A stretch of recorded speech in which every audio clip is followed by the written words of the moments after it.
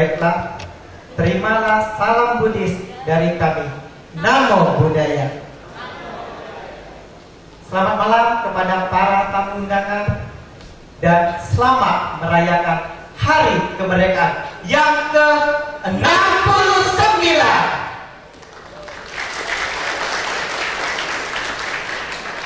Kepada para tamu undangan, selamat datang di acara Dhamma Talk KMBP, Keluarga Mahasiswa Buddhis Palembang, dengan tema Sukses dalam Dhamma dan Karir. Beri tepuk tangan yang meriah untuk KMBP.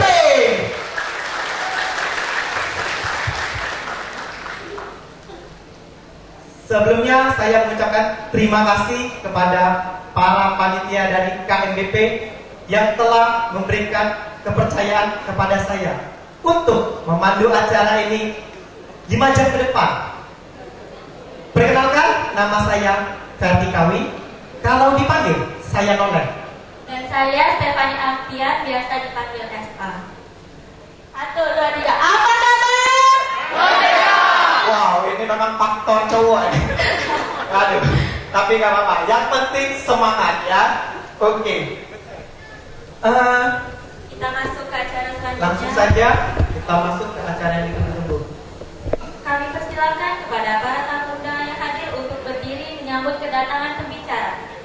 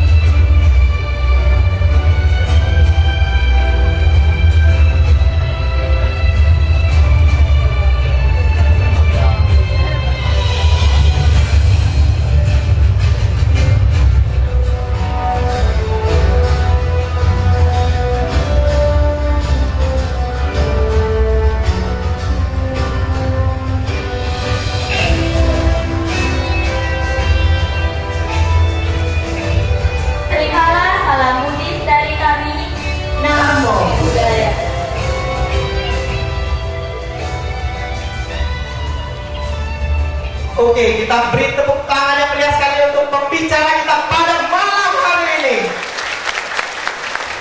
Oke, mungkin bagi kita orang Palembang, bolehlah kita beri sedikit semangat kita untuk ditunjukkan kepada pembicara kita betapa semangatnya orang Palembang pada malam hari ini.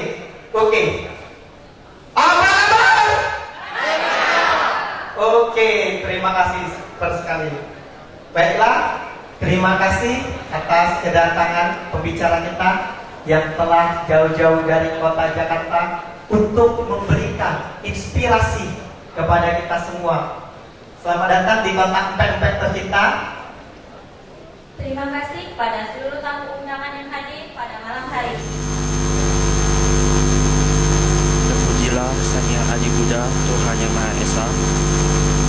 Terpujilah para Buddha Maha Pengasih dan Maha Penyayang. Terpujilah para Bodhisattva dan terpujilah para Dewa dan Dewi. Pada hari ini, hari Minggu, tanggal 17 Agustus 2014, Indonesia merayakan Hari Kemerdekaannya yang ke-69. Semoga Sang Hyang Adi Buddha memberkahi kita semua agar tetap bersatu meski berbeda dan menjadi bangsa yang kuat. Pada hari ini pula kami mengadakan Dhamma Talk yang bertajuk Sukses dalam Dharma dan Karir. Semoga apa yang akan kami terima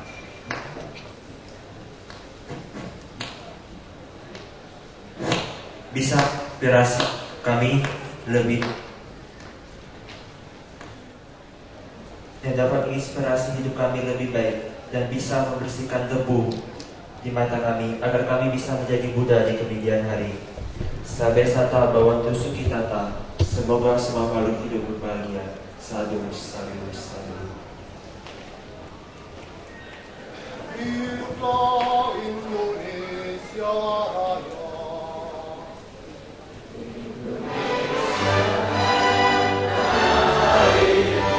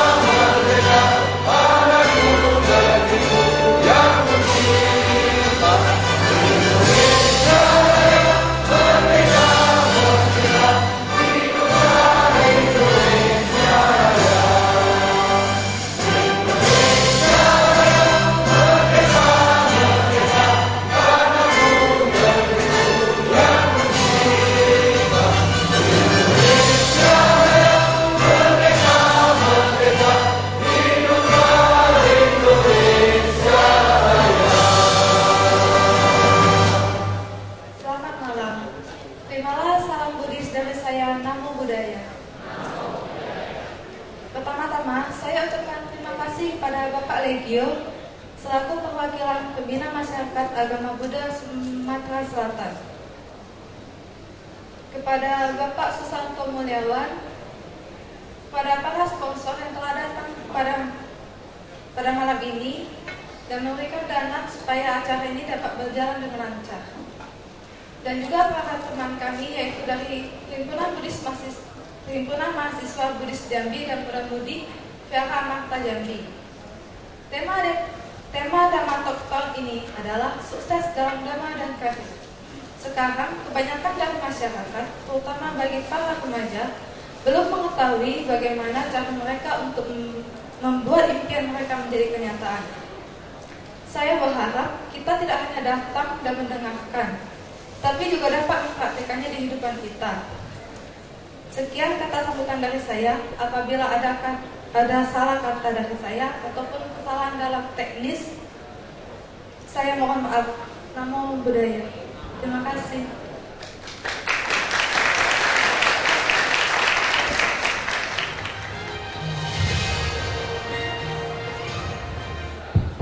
Kepada yang terhormat perwakilan dari Pembina Masyarakat Agama Buddha Bapak Legio, kepada yang terhormat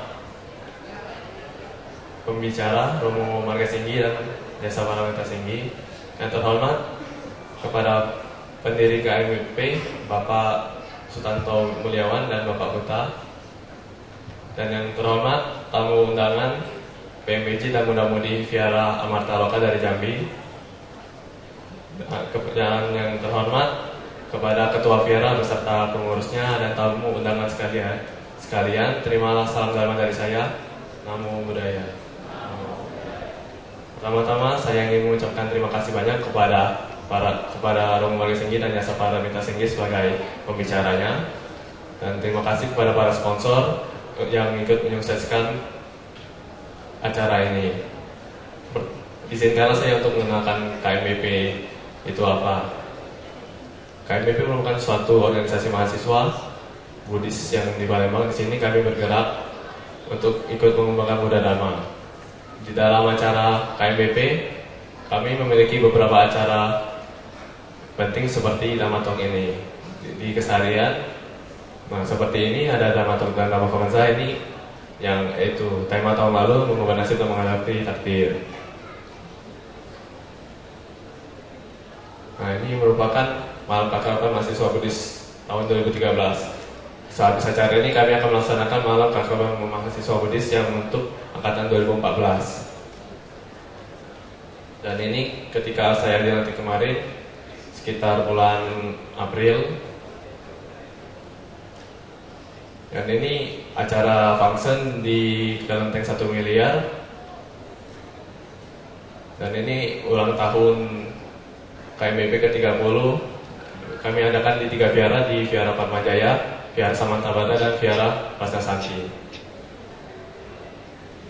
Dan kami juga turut membantu Kirab Sriwijaya 2013, membantu Dhamma Santi Walubi 2014, dan acara ke Sokagakkai Indonesia Palembang.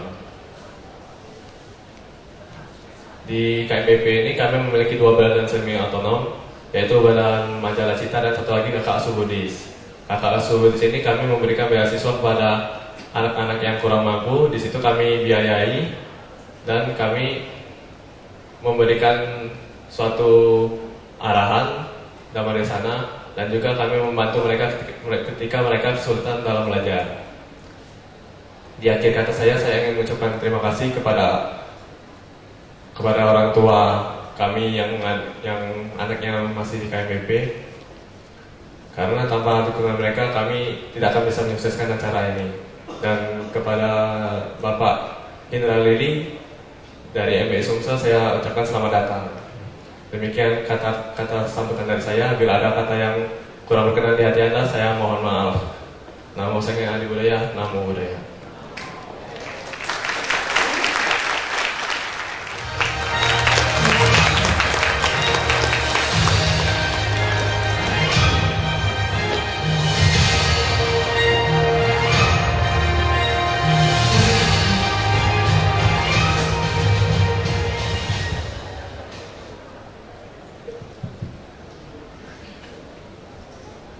Yang kami hormati Bapak narasumber, Bapak Marga Singgih, selamat datang Pak di Palembang. Yang saya hormati para ketua majelis, ketua DPD atau ketua majelis yang pada malam ini hadir, saya tidak dapat menyebutkan satu persatu. Yang saya hormati ketua KMBP, yang saya hormati ketua panitia pelaksana Damatok pada malam hari ini. Selamat malam, salam sejahtera untuk kita semua. Namo Buddhaya. Pertama-tama marilah kita panjatkan puji syukur kita kepada Tuhan Yang Maha Esa, Sang Triratna, karena pada malam hari ini kita diberikan berkah kesehatan sehingga kita dapat hadir di selebriti untuk mengikuti acara Damatok yang pada malam hari ini dengan tema sukses dalam dhamma dan karir. Saya juga menyampaikan permohonan maaf dari Bapak Pembimas Buddha, Bapak Triroso. Sekiranya beliau ingin hadir, tapi karena ada kegiatan lain yang tidak bisa ditinggalkan, akhirnya memberikan mandat kepada saya untuk menghadiri acara ini. Mudah-mudahan tanpa kehadiran Bapak Pembimas tidak mengurangi eksistensi dari dan makna dari acara ini. Harapan beliau seperti itu.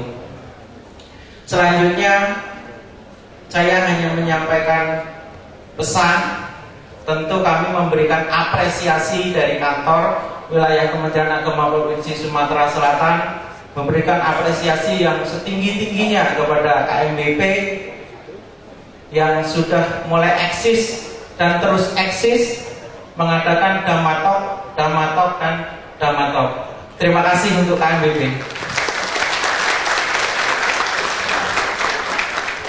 Saya juga menyampaikan pesan bahwa pada kesempatan sebelumnya pernah disampaikan oleh Bapak Pembimas, kalau bisa dan berkenan. Kalau tidak berkenan juga tidak masalah, tapi yang jelas kalau berkenan sebaiknya KMBP merubah nama. Jadi KMBP-nya Keluarga Mahasiswa Buddhis Palembang dirubah supaya lebih luas, Keluarga Mahasiswa Buddhis Provinsi Sumatera Selatan. Harapannya seperti itu.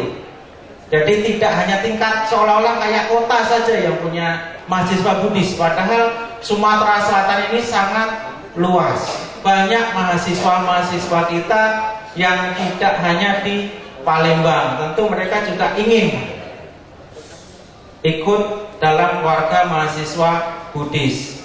Saya rasa ini pernah diingatkan oleh Bapak Pembimas. Kalau sudah bisa membuat KMBP Provinsi Sumatera Selatan, daftarkan ke notaris, bila perlu daftarkan semuanya sampai ke ISBA. Tentu dari kantor kami akan berusaha untuk memberikan walaupun sedikit tentu bantuan, karena kami akan berusaha untuk menganggarkan supaya ada bantuan dari kantor Kementerian Agama, khususnya dari pembimbing masyarakat Buddha. Itu harapannya. Saya rasa itu saja yang dapat saya sampaikan pada kesempatan malam hari ini.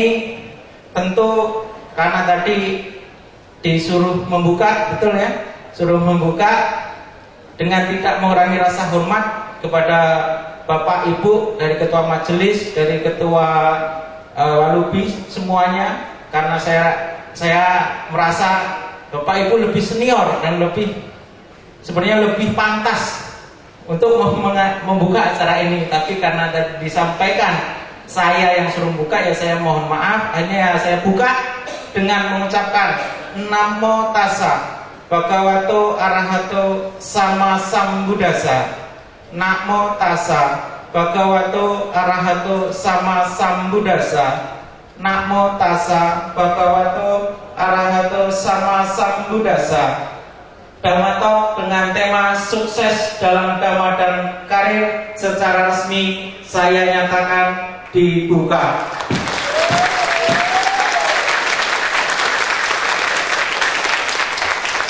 Terima kasih.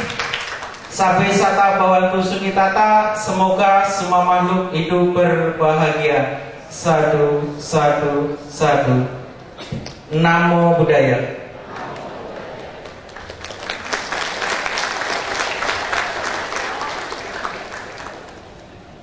Baiklah, sebentar lagi kita akan Tiba pada menyaksikan Dhamma Talk yang sangat luar biasa. dengan tema sukses dalam dhamma dan karir. Sebelumnya saya akan memperkenalkan moderator kita pada malam hari ini. Wah, tentunya menjadi moderator pada malam hari ini sungguh moderator yang luar biasa tentunya ya. Tidak Iya, sembarangan. luar biasa sekali moderator kita. Siapa moderatornya? Moderator kita pada malam hari ini adalah Bapak Andrew Wu. Wow, sepertinya namanya tidak asing lagi nih. Sudah sering terdengar di dunia persilatan ini. Wah, sungguh luar biasa sekali. Pasti beliau ini banyak sekali kegiatan. Kegiatan apa saja yang telah dilakukan beliau? Oh, banyak kali. Beliau ini yang pertama sebagai duta dharma, yang kedua sebagai praktisi meditasi, yang ketiga pelopor dan pembimbing pratika Buddhis, yang keempat praktis aktif, dan yang kelima beliau juga sebagai trainer. Wow, tentunya dengan kegiatan beliau yang sangat padat, tentunya pasti mempunyai sertifikasi yang sangat khusus. Boleh coba disebutkan sertifikasinya? Pasti kali. Beliau menyelesaikan Certified Hypnotherapy and Certified Trainer dari lembaga Adi Gunawan, Institute of Mind Technology di tahun 2010. Wow, sungguh luar biasa sekali. Tanpa mengurangi waktu, langsung saja kita sambut moderator kita yang luar biasa pada malam hari ini, Bapak Andrew Wu.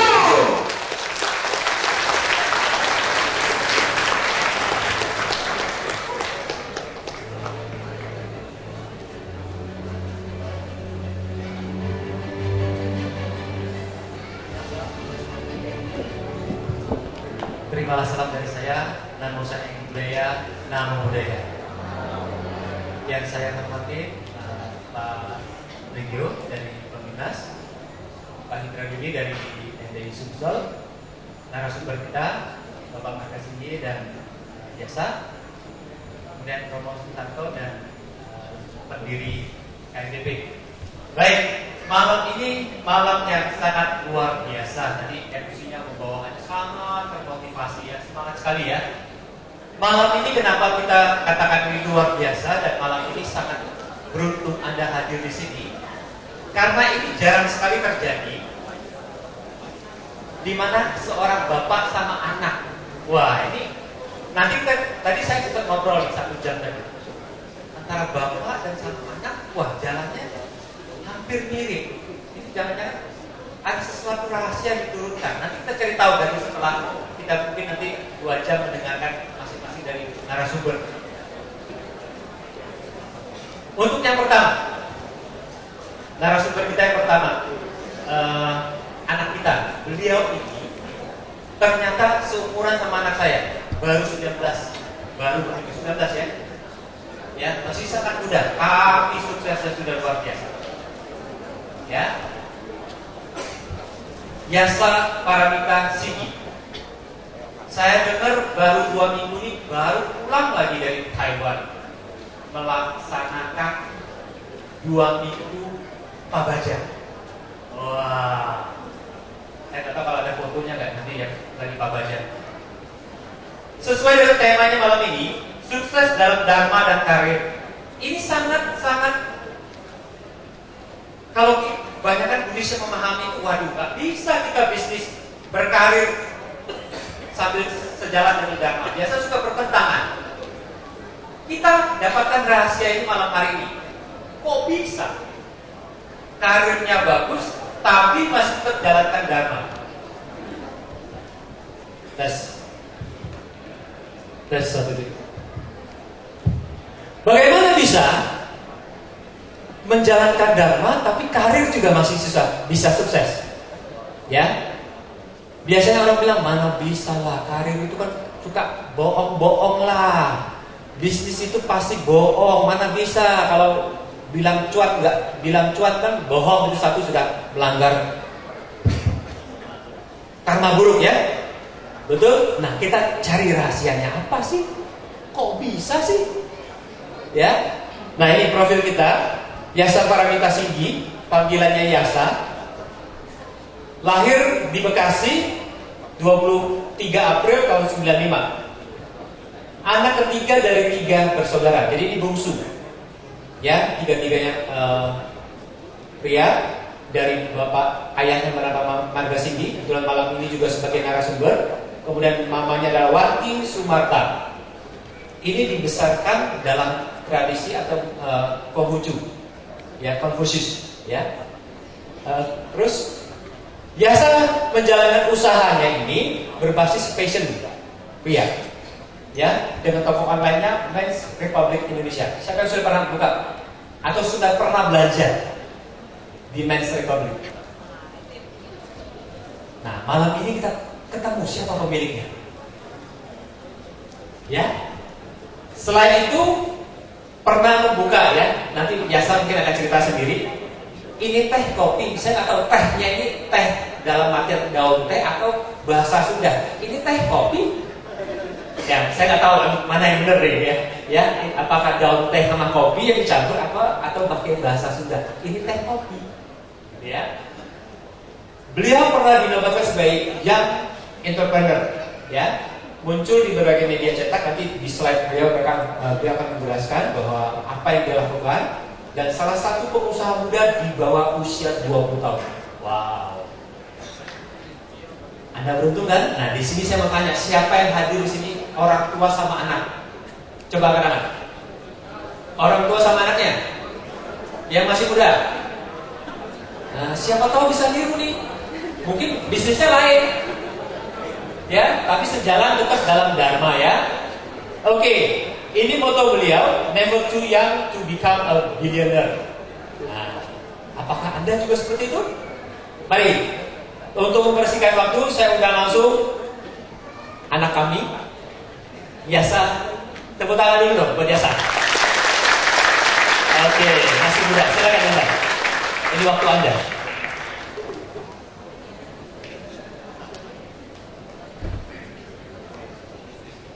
Baik, selamat malam semuanya. Terimalah salam dalam dharma, namo buddhaya. Mungkin saya di atas saja biar lebih kelihatan. Oke, bisa dibuka slide-nya. Senang sekali, ini kali keduanya saya bisa hadir di Palembang. Sebelumnya pernah juga ke Palembang, tapi cuma datangnya ke Wihara Istana Meta Chandra aja di Wihara Tridharma sana. Hari ini bisa ketemu dengan ratusan orang, hampir 1000 orang di sini, luar biasa, senang banget. Tepuk tangan untuk kita semua, teman-teman. Oke, saya yakin teman-teman di sini pasti banyak yang lebih pengalaman dari saya, yang lebih punya pengalaman, punya ilmu, pasti lebih banyak dari saya. Tapi hari ini kita sharing-sharing aja, teman-teman. Apa aja sih yang udah pernah saya lakukan? Semoga bisa bermanfaat untuk kita semua. Sebelumnya perkenalkan, nama saya Yasa Paramita Singgi. Ini foto saya pas lagi ganteng-gantengnya. Sebenarnya saya tadi nggak mau angkat tangan, ngikutin Abu, bukannya karena saya nggak mau jadi biksu, tapi karena saya udah duluan 2 minggu yang lalu. Jadi saya ke 2 minggu yang lalu baru aja pulang dari Taiwan. Saya ikut Pak Baja sama Nera selama 2 minggu di Fokongsan, Taiwan. Banyak orang tanya ke saya, saat saya ikut Pak Baja kemarin di Fokongsan, Taiwan, dari Indonesia cuma ada 30 pesertanya. Dari Indonesia cuma 30. Total peserta di Fokongsan Taiwan yang ikut latihan jadi biksu itu ada 700 orang. 700 orang, dan ternyata dari seluruh pesertanya, ternyata saya yang paling muda, usianya 19 tahun. Yang lain usianya 32, 33, 34. Dan ternyata 700 orang itu ada orang Afrikanya, Bapak Ibu. Ada orang Afrika, orang Kongo, orang Australia, Jerman, dan masih banyak lagi. Banyak orang tanya ke saya, kenapa masih usia 19 tahun mulai bisnis, kenapa mau latihan jadi biksu? Karena saya percaya bahwa sukses dalam dharma dan karir itu bisa berbarengan, bukannya hal yang terpisah. Tepuk tangan dulu kita semua. Oke, sebelumnya saya perkenalkan dulu. Nama saya Esa Paramita Singgi. Saya lahir di Bekasi 23 April tahun 95. Jadi hari ini usia saya 19 tahun, teman-teman. Next. Ini beberapa penghargaan yang pernah saya dapat. 5 entrepreneur muda tergila versi lintas.me, 5 wirausahawan muda sukses, 7 pengusaha muda berprestasi, dan berbagai macamnya. Pernah diundang juga sebagai narasumber bisnis di Kompas TV, Net TV, Trans TV, Tempo TV, dan beberapa lainnya. Next. Ini sedikit yang pernah tempat saya sharing di Indonesia. Next. Oke, saya punya cerita sebelum saya masuk ke tema ini. Sukses dalam dharma dan karir. Saya masih ingat waktu saya SD teman-teman, saya punya teman yang biasanya tiap minggu kita selalu ke wihara bareng. Kalau lagi capku juga kita sembahyang bareng. Satu hari saya ketemu dia lagi pas udah SMA. Saya ketemu dia lagi. Kira-kira teman-teman, kalau kita ketemu sama teman kita yang lama, kira-kira apa sih yang kita tanya? Apa kabar? Bener gak? Biasanya tinggal di mana? Udah nikah apa belum? Apa masih jomblo aja gitu kan? Anak udah berapa? Sekarang lagi main apa? Next terus. Sekolah di mana? Nah, ternyata teman saya ini kurang asem nih. Dia nanya ke saya, bukannya nanya apa kabar, bukannya nanya sekarang tinggal di mana atau sekolah di mana. Dia nanya ke saya, "Yas, lu sekarang masih Buddhis?" Saya bilang, nih kurang asem banget kan? Masih Buddhis dia ini. Saya bilang, "Oh, sekarang dan selama-lamanya saya akan tetap Buddhis," saya bilang kayak gitu. Dan ternyata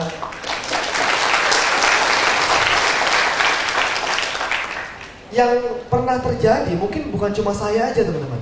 Mungkin teman-teman semua di kiri kanan, teman-temannya juga banyak yang seperti itu. Yang ternyata, oh dia udah gak Buddhis lagi. Nah, saya mau sharing ke teman-teman semua, kenapa sih kita harus bangga sebagai seorang Buddhis? Kenapa kita harus bangga bahwa kita semua yang ada di ruangan ini, harusnya kita bangga bahwa kita bisa hadir di sini. Kita hadir di sini, teman-teman. Kita mendengarkan dharma itu harganya sangat mahal. Mahal bukan dalam bentuk materi, tapi dalam bentuk karma.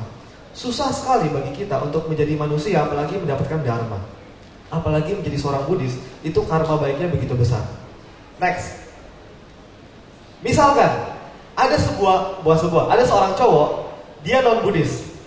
Ceweknya Buddhis. Pas menikah, kira-kira yang pindah yang mana? Yang cewek apa yang cowok? Yakin? Coba kita lihat fakta yang terjadi di sekitar kita. Biasanya yang pindah yang cewek apa yang cowok? Ini fakta yang terjadi ya, bukan opini kita, fakta yang terjadi, kenyataan. Kebanyakan yang pindah siapa? Cewek. Oh, mungkin ya wajar lah cewek ikut cowok ya kan, kita kan kebanyakan patrilineal gitu kan, cewek ikut cowok, oke. Kita ubah lagi. Kalau cowoknya yang Buddhis, ceweknya non Buddhis, kira-kira yang pindah yang mana?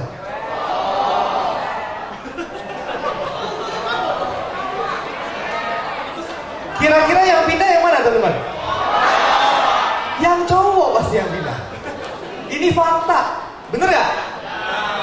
Ternyata masalahnya bukan di gender dia cewek atau cowok, tapi masalah di keimanannya yang kurang kuat, betul gak? Makanya kita ada di sini supaya iman kita terhadap Buddhis itu kuat semua. Tepuk tangan untuk kita semua. Jadi ternyata bukan masalah cewek atau cowoknya, ternyata masalah keyakinannya yang gak kuat terhadap Buddhis. Kenapa kita harus kuat yakinnya sama Buddhis?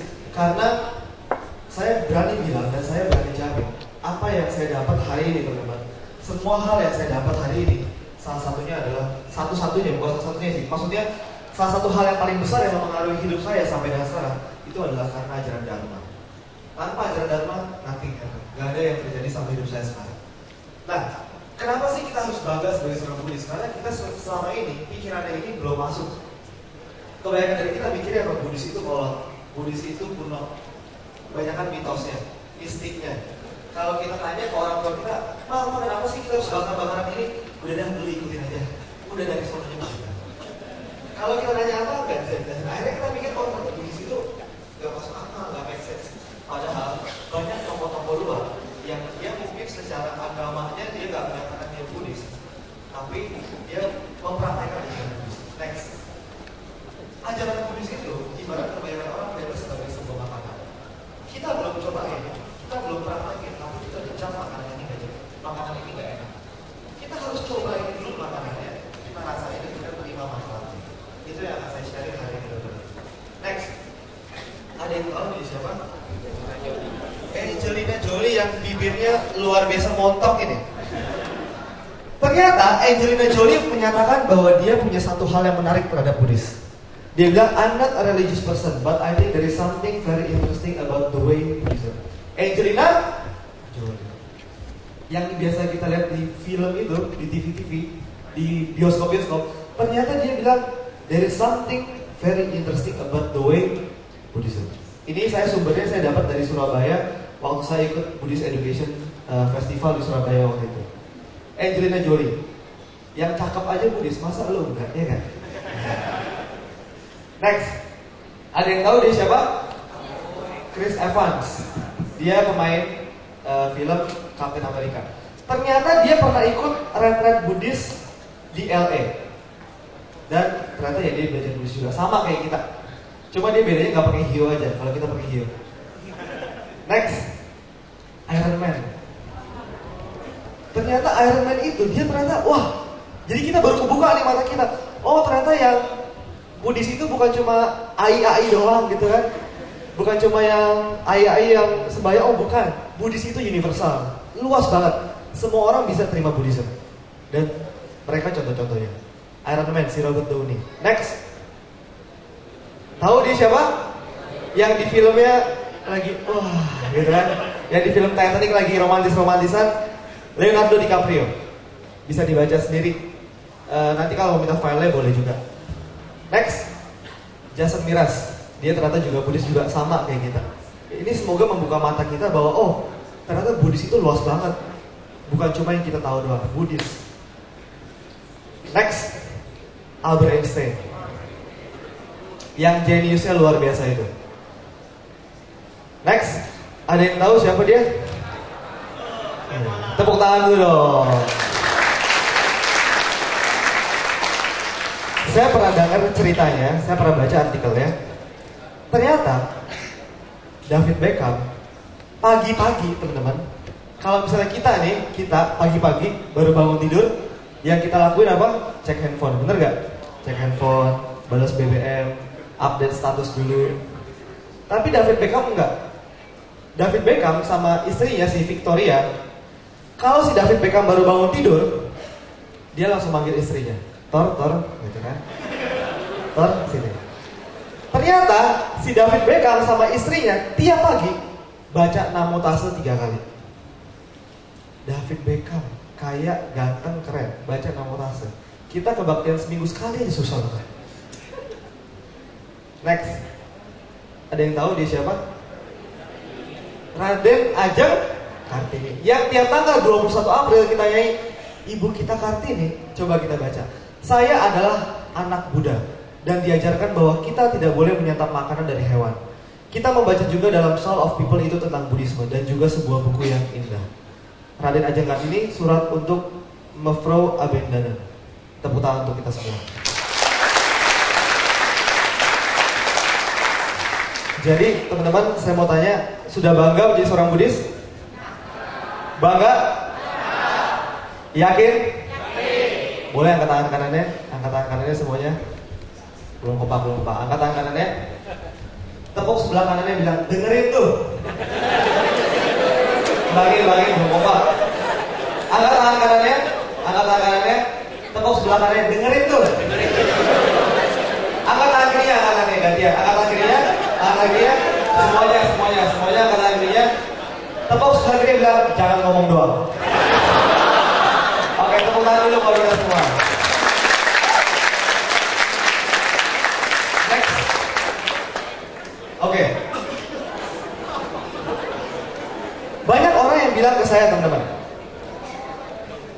ya Sa, bisnis itu nggak bisa disatuin sama agama. Lu kalau mau bisnis, bisnis aja. Kalau mau agama, agama aja. Gak bisa disatuin. Itu dua hal yang berbeda. Ibarat air dan minyak, gak bisa disatuin. Tapi saya gak bilang gitu. Saya punya pendapat yang berbeda. Kalau kita mau sukses dalam karir, maka kita juga harus sukses dalam dharma. Dan akan lebih bagus kalau kita sukses dalam dharma dan juga kita punya sukses dalam karir. Banyak orang berpikir seperti ini. Bisnis gak bisa dengan ilmu-ilmu agama. Dua, bisnis banyak kotornya. Kita kebanyakan nonton sinetron di Indonesia. Sinetron di Indonesia itu orang kaya pasti jahat, orang miskin pasti baik banget. Makanya udah dah, kita mah jadi orang gak usah kaya-kaya, biar miskin, yang penting bahagia. Pertanyaannya, kalau orang miskin aja bisa bahagia, apalagi orang kaya. Betul? Tepuk tangan dulu buat kita semua. Jadi kalau ada yang bilang orang kaya gak bahagia, berarti ini orang kaya agak-agak on ini berarti. Gak bisa nikmatin uangnya, bener gak? Orang miskin aja bisa bahagia, apalagi orang kaya. Hidup tergantung hoki aja.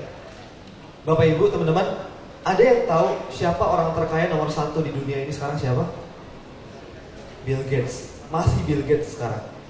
Bill Gates, dia orang terkaya nomor 1 di dunia dengan bisnisnya Microsoft yang banyak orang di seluruh dunia pakai, pasti di setiap komputer. Bill Gates bilang kayak gini, teman-teman. Kalau misalnya kita, manusia, kita terlahir sebagai orang miskin, itu bukan salah kita. Karena kita nggak bisa atur kita mau lahir di mana. Saya pas saya di brojolin sama mama saya, pas dikeluarin, saya nggak bisa atur saya mau lahir di keluarga siapa.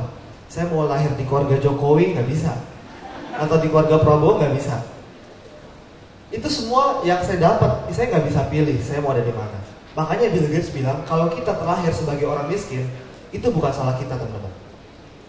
Tapi kata Bill Gates, kalau kita nanti mati masih sebagai orang miskin, itu salah kita. Artinya kita harus tahu mana yang namanya takdir dan mana yang namanya nasib. Bahwa nasib, keadaan kita hari ini, teman-teman, kita semua hadir di sini, ini bukan hal sesuatu yang gak bisa kita ubah. Kita bisa ubah. Dan kalau kondisi kita hari ini masih gini-gini aja, artinya kita bisa ubah itu. Makanya kata Bill Gates, kalau kita lahir sebagai orang miskin, itu bukan salah kita. Tapi kalau kita nanti mati masih sebagai orang miskin, itu salah kita. Next. Belum. Sudah dari sananya begitu. Engkong gua mah udah begitu. Udah dari sononya udah kita jualan ikan, udah jualan ikan aja. Emang dari sononya bukan gak bisa dagang, ya udahlah gak usah dagang. Kita emang udah dari sononya miskin katanya. Bahkan kalau tulang kita dibelek, ada tulisan di tulang, udah miskin. Enggak kayak gitu. Kita bisa rubah itu semua. Sudah karma saya terlahir susah. Kebanyakan dari kita jeleknya begini. Kalau nggak nyalain Tuhan, nyalain karma. Dapat satu masalah, bilangnya, Tuhan kenapa saya dicoba seperti ini? Emangnya Tuhan siapa nyoba-nyoba lu? Kenapa karma saya udah begini? Jadi kebanyakan dari kita lebih banyak menyalahkan sesuatu daripada introspeksi diri kita sendiri. Sudah darah orang susah.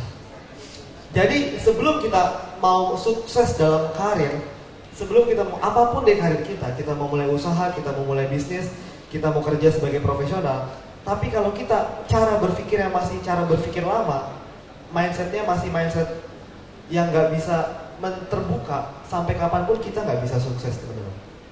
Kita harus keluar dari zona nyaman kita, berpikir yang berbeda dulu. Harus diinstal ulang. Next. Nah, sebelum back. Nah, oke. Saya punya teman, ini agak lucu nih. Saya ketemu sama teman ini di Jakarta. Teman saya ini. Kita jujur-jujuran aja. Kira-kira tampangnya gimana?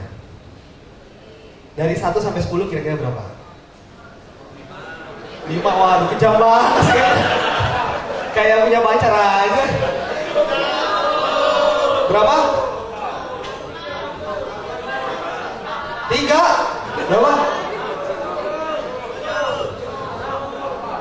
Berapa? Berapa?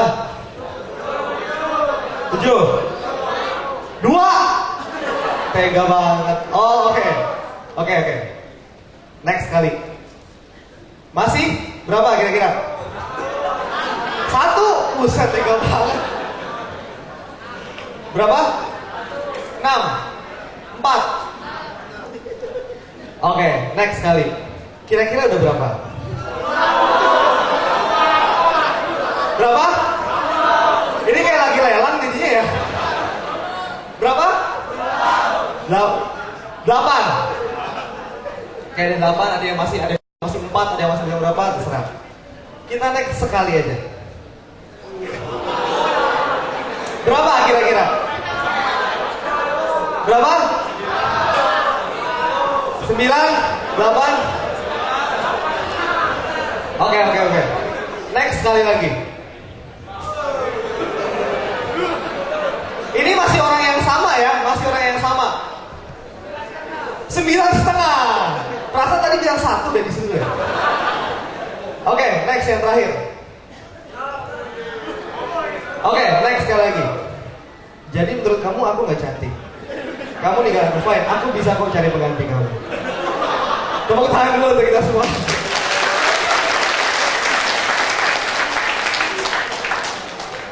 Jadi saya punya teman. Saya ketemu dia. Itu kira-kira pas dia masih di prosesnya fine. Masih di proses fine. Udah makin lama, udah mulai aku bisa kok gitu kan. Terus sekarang ini udah bisa cari pengganti kamu.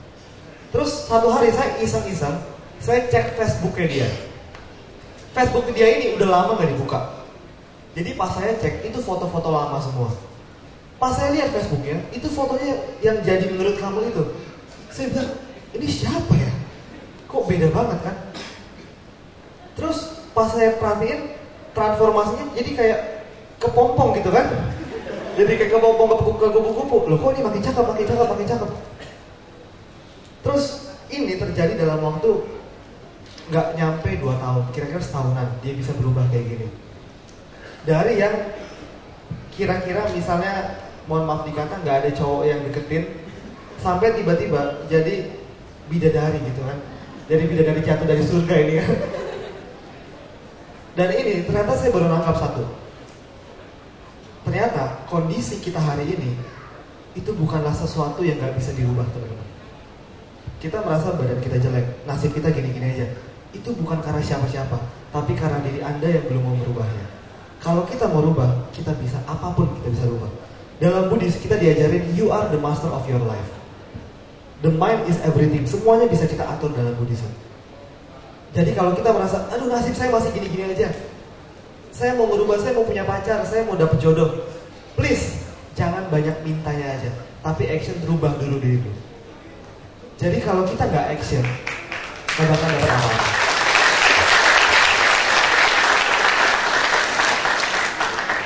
Pernah ada satu cerita, teman-teman. Ada seorang pria yang dia cita-citanya ini pengen jadi seorang manajer. Pengen jadi seorang apa? Manajer. Dia tiap hari dia berdoa sama Dewi Kuan Yin. Tiap hari nih, si cowok ini dia masih di staff biasa, masih pokoknya orang-orang biasa lah. Dia berharap nih nanti suatu hari nanti dia bisa jadi manajer. Dia sembahyang sama Dewi Kuan Yin, dia bilang, Dewi Kuan Yin tolong saya, jadikan saya mendapatkan jabatan manajer. Dia berdoa 1 bulan masih nggak dikasih juga sama Mang Kuan Yin. Akhirnya dia mikir, kayaknya saya harus kasih pengorbanan yang lebih. Selesai dia sembahyang tiap hari sama Dewi Kuan Yin selama sebulan, dia nambah lagi. Waduh, saya harus tambah lagi nih. Dia ciacai selama sebulan lagi. Waduh, ini pokoknya semuanya demi mendapatkan manajer ini nih. Ciacai depan Mang Kuan Yin, dia bilang, Dewi Kuan Yin, pokoknya saya ciacai ini demi mendapatkan manajer ini. Selesai sembahyang, selesai ciacai juga, dapat lagi pencerahan. Waduh, kayaknya saya harus kasih pengorbanan lebih nih. Sampai sekarang saya belum dapat. Akhirnya setelah dia sembahyang, dia ciacai, dia tambah lagi baca parita tiap malam selama 3 bulan. Bulan keempat kira-kira udah tercapai belum? Belum juga. Udah semua dilakuin, bulan terakhir dia bilang, ini pokoknya pengorbanan terakhir. Dia dana tiap hari. Dia sembahyang lagi sama Dewi Kuan Yin. Dewi Kuan Yin, pokoknya saya udah kasih semuanya dan tolong saya dikasih manajer. Akhirnya pas dia lagi sembahyang, Dewi Kuan Yin beneran datang. Wah, datang Dewi Kuan Yin. tiba-tiba bilang, wahai anakku. Waduh, dia bilang udah, oh mito Dewa nih. Bentar lagi tercapai nih kayaknya nih. Kamu mau apa juga saya akan kasih, kata Dewa. Oh mito aja dia. Oh mito kamsyah. Tapi tolong anakku, sebelum kamu minta jadi manajer, ngelamar kerja dulu, woi. Percuma, lu mau minta jadi manajer kalau nggak ngelamar kerja, nggak bakal bisa dapat jadi manajer. Kebanyakan dari kita kayak gitu, kita mau PPN, kita mau sejahtera, tapi kita nggak ada usahanya, ya nggak bakal dapat apa-apa. Actionnya dulu, baru kita imbangin sama doanya. Boleh ke doa? Boleh. Boleh nggak minta? Boleh. Itu udah janji bodhisattva.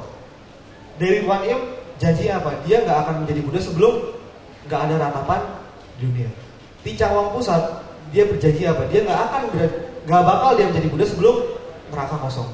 Bodhisattva ini udah kasih kita tekad, dia nolong kita. Tapi kalau kita minta doang, tapi kita nggak ada usahanya, nothing happen, nggak ada yang terjadi. Tepuk tangan dulu untuk kita semua. Angkat tangan kanannya, tepuk sebelah kanannya, dengerin tuh.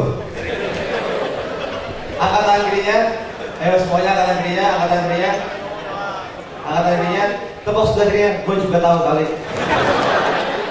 Oke, next. Emangnya dalam Buddhis, boleh gak sih kita kaya? Dalam Adiya Sutta, Anguttara Nikaya, semakin kita kaya, dengan kekayaan satu, seseorang membahagiakan dirinya sendiri dan secara benar mempertahankan dirinya dalam kebahagiaan. Dua, ia membahagiakan orang tuanya dan secara benar mempertahankan orang tuanya dalam kebahagiaan. Tiga, ia membahagiakan istri dan anak-anaknya, para pekerja dan pelayannya secara benar mempertahankan mereka dalam kebahagiaan. 4, 5 silahkan baca sendiri. Cuma maksudnya adalah yang bilang, oh lu kalau jadi orang Buddhis mah jangan kaya-kaya, gak bisa. Enggak, itu salah, pikirannya salah. Semakin kita banyak uang, semakin kita banyak rezeki, semakin banyak kita bisa bagi buat orang-orang. Semakin kita kaya, semakin kita bisa bangun banyak wihara, semakin kita bisa kasih banyak beras, banyak yang bisa kita lakukan. Cuma kebanyakan orang aja yang salah bagaimana melihat uang itu apa. Orang yang bilang kayak gini, uang memang bukan jaminan kebahagiaan. Betul, betul. Uang memang bukan jaminan kebahagiaan. Tapi tanpa uang, jaminan penderitaan. Betul? Uang itu emang gak dibawa mati. Betul gak? Tapi nggak ada uang rasanya mau mati. Betul nggak? Jadi itu harus kita rubah, Bapak Ibu, teman-teman. Semakin kita banyak uang, bukan berarti semakin kita sombong, tapi semakin banyak kita beri, semakin banyak kita bagi buat orang. Next, Bill Gates, semakin dia kaya, semakin banyak dia kasih uangnya. Bill Gates, kekayaannya itu yang udah nggak terhingga lagi, dia berani kasih 50% kekayaannya untuk orang-orang di Afrika. Bill Gates, dia bilang, I can understand wanting to have $1 million. Tapi sekali kamu mendapatkannya, saya kasih tahu kamu, itu sama rasanya seperti hamburger. Jadi ini cara Bill Gates berpikir, bukannya semakin banyak uang dia semakin sombong, tapi ya udah biasa aja gitu, let it go. Kalau kata dalam bahasa Buddha, ya udah let it go aja, biarin aja. Next, kalau misalnya ada yang tanya ke saya, satu, apa sih tips-tips rahasianya sukses dari muda? Satu, saya sebagai seorang tridharma, saya banyak belajar dari seorang filsuf besar dari Tiongkok namanya Confucius, Nabi Konghucu. Nabi Konghucu bilang kayak gini, adapun yang dinamai berbakti ialah meneruskan cita-cita mulia orang tua. Saya bilang, bullshit, percuma kita mau berdoa sama Buddha, kita mau pai sama Tikong, tapi kalau kita nggak bakti sama orang tua kita, itu nggak ada apa-apanya. Karena papa mama kita itu wakil Tian di dunia. Percuma kalau kita banyak sembahyang, banyak berbuat juga, tapi dia nggak bakti sama orang tuanya, itu juga nggak ada apa-apanya. Satu, kunci utama adalah berbakti sama orang tua. Ada 3 masa, saya belajar, ada 3 saat atau 3 waktu saat kita berbakti sama orang tua. Satu, saat orang tua kita masih hidup. 2, saat orang tua kita baru saja meninggal. Yang ketiga, saat orang tua kita sudah lama meninggal. Maksudnya apa? Pas orang tua kita masih hidup, kita berikan yang terbaik. 2, saat orang tua kita baru aja nih meninggal nih, kita kasih penguburan yang layak. 3, dia udah meninggal lama, kita tetap sembayangin dia, kita tetap kasih terima jasa. Sayangnya, kebanyakan dari kita kebalik. Pas masih hidup kita nggak pernah kasih makanan, pas udah lama meninggalin kita kasih makanan banyak banget di mejanya. Pas masih hidup negoranya susah, ngasih makanan susah. Tapi pas udah tinggal fotonya doang, makanannya banyak. Padahal udah nggak dimakan lagi sama dia. Itu yang kebalik. Berbakti yang paling banyak karma baik ya, yang paling banyak pengannya itu saat orang tua kita masih hidup. Makanya saat orang tua kita masih hidup, jangan pernah sampai telat untuk berbakti sama mereka. Itu kunci yang paling awal supaya kita mau sukses. Tepuk tangan dulu untuk kita semua. Next. Oke, jadi kalau dilihat yang tulisan kanan ini tulisannya huruf apa kira-kira? Tian, betul ya? Kenapa huruf Tian itu bisa tercipta? Tian artinya langit. Kalau kita sembahyang, sebelum sembahyang di depan kelenteng, sebelum sembahyang di rumah, kita selalu sembahyang dulu ke Tian, benar gak? Kita sembahyang ke Tian, ke Tikong. Kita sembahyang ke Tikong artinya kita bersyukur dengan langit dan bumi. Ada yang nanya, jadi Tuhan kita itu siapa? Gampang. Gak usah jauh-jauh mencari Tuhan itu siapa. Dia hadir dalam sosok yang berbeda di rumah kita. Tian, langit, itu terdiri dari dua huruf. Yang pertama dua. Yang pertama dua, sama satu lagi adalah ran manusia. Digabung jadinya Tian. Filosofinya apa?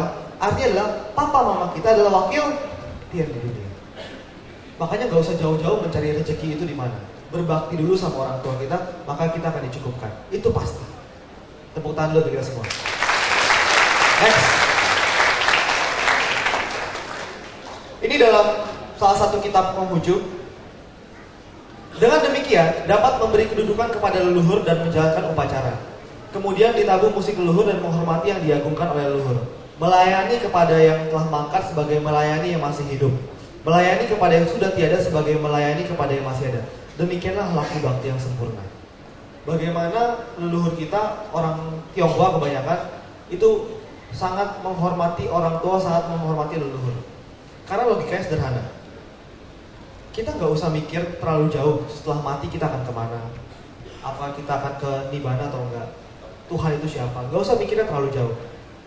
Hidup beragama bukan untuk kita mikirnya susah, tapi mikirnya simpel aja. Satu hari Konghucu pernah ditanya sama muridnya, "Guru, bagaimana kehidupan setelah kematian?" Konghucu jawab ke muridnya kayak gini, "Bagaimana bisa kamu mengerti kehidupan setelah kematian kalau kamu belum mengerti kehidupan yang sekarang?"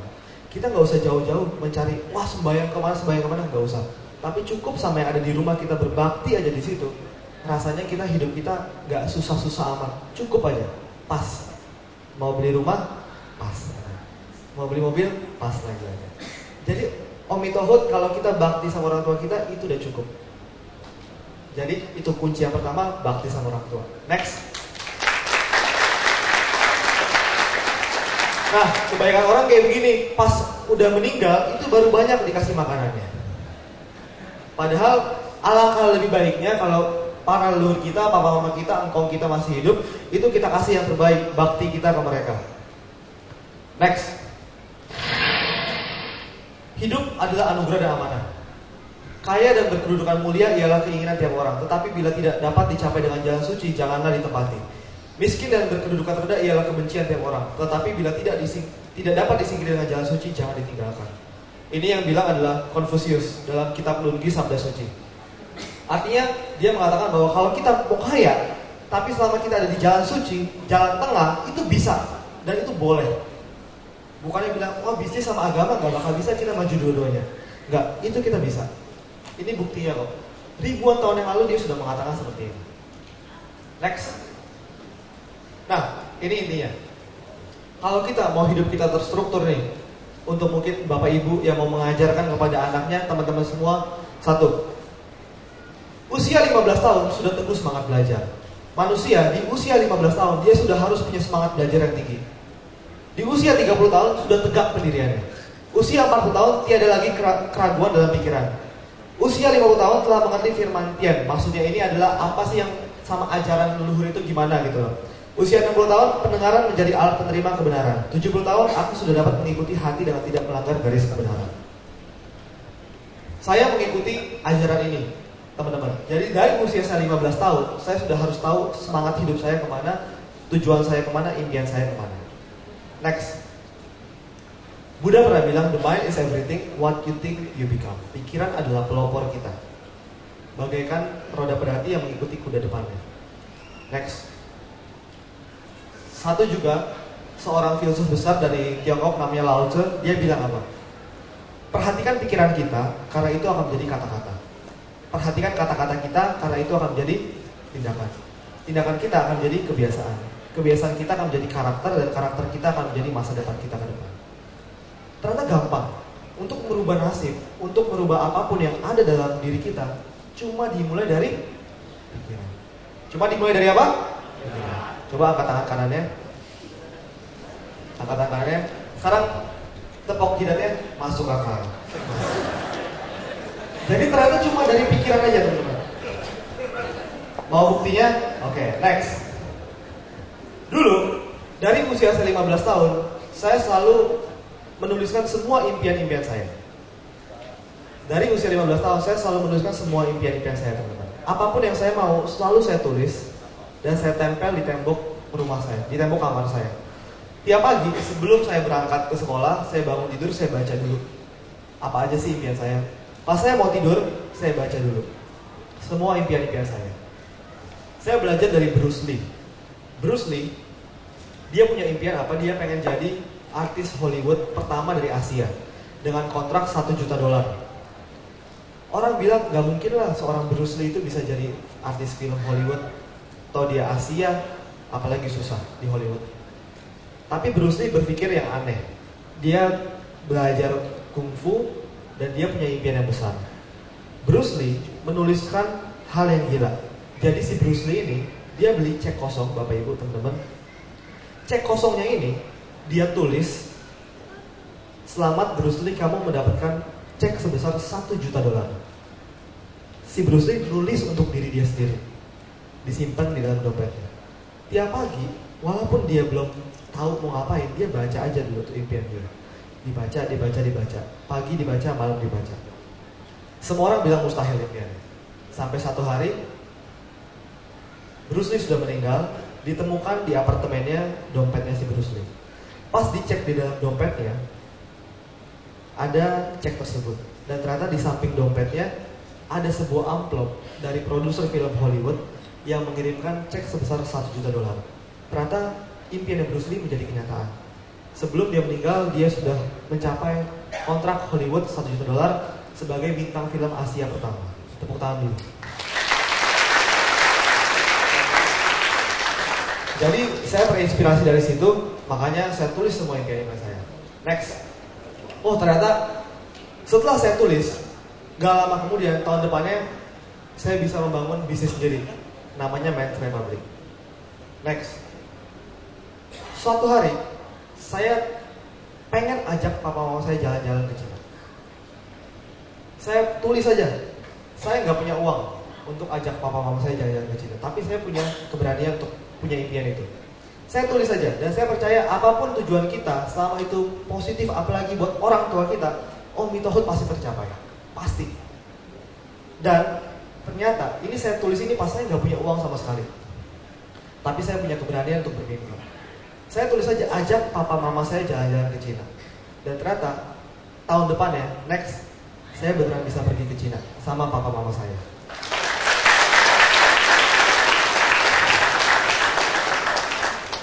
Next. Pernah juga saya pengen punya impian, saya pengen masuk jadi saya langganan majalah El Sinta namanya. Di majalah itu saya lihat, wah ini keren banget ya, banyak pengusaha-pengusaha diliput di sini. Saya bilang satu hari nanti saya mau nih, usaha saya diliput di majalah El Sinta ini. Saya tulis aja. Saya nggak tahu gimana caranya. Untuk masuk majalah saya nggak tahu. Ternyata nggak sampai lama, cuma beberapa bulan. Ini 2 tahun yang lalu. Next. Persis saya bisa masuk majalah El Sinta. Gak lama kemudian, seperti apa yang saya impikan. Next. Pernah juga saya tulis lagi, pokoknya semua impian liar saya semua saya tulis. Saya bilang gini, knowledge is power, pengetahuan itu memang kekuatan, but dreams is a superpower. Impian kita dari pikiran kita itu kekuatan yang luar biasa sekali. Apapun yang kita pengen, if you can dream it, you can achieve it.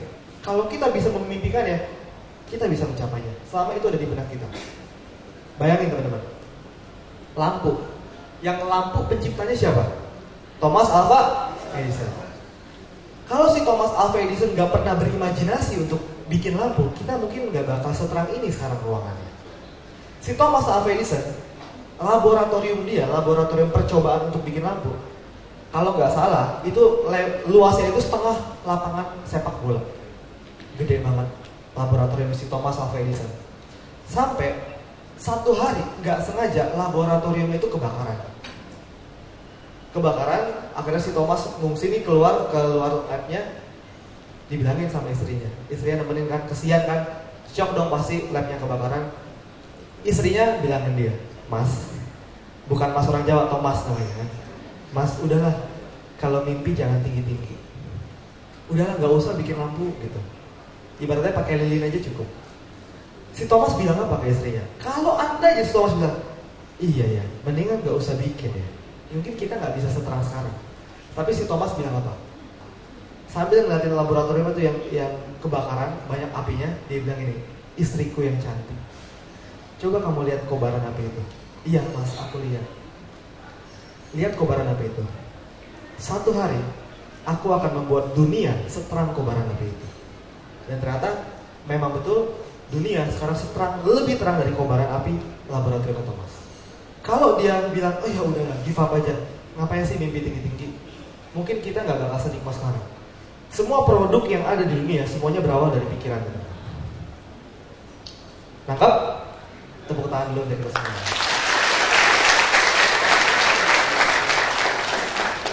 Angkat tangan kanannya. Tepuk sebelah kanannya. Dengerin tuh. Angkat tangan kirinya. Tepuk sebelah kirinya. Mimpi jangan tinggi-tinggi woy. Nah, saya waktu itu saya tulis lagi, saya pengennya masuk trans waktu itu.